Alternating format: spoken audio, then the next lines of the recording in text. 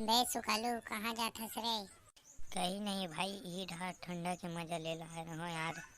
अब भाई ते कहाँ हस यार?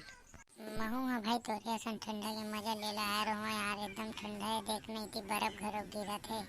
अरे हो भाई, का बताओ यार, पूरा खेत डार घलोक नुकसान हो गए, पूरा चना उना मर गए भाई। वही हालत तो मोरो है भाई, मोरो पूरा चना मन मरत है यार। अरे भाई अब कैसे करबे यार, भगवान ह गिरात है तो हमन थोड़ी रोक डरबो भाई। हाँ यार भाई, ते सही बोला था यार। ठंडा में देखना कतका मजा आथे ना। और हाँ भाई, मजा घलोक आथे यार, ठंडा घलोक लागत है।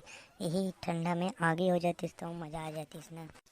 हाँ भाई, ते एकदम सही बोला था यार। फिर यहाँ लकड़ी कहाँ लावे भाई? हाँ भाई यार, कहाँ लकड़ी लाबे यार। चल तक भाई, ठंडा बहुत लागत है, अब घर डर जाबो यार। चल जाबे तक घर डर भाई, मैं तो जाऊँ ना। अभी भाई मैं थोड़ा देर बाद जाऊँ यार, अभी थोड़ा सा टाइम है यार। ले तो ठीक है तब भाई, मैं जात हूँ तब।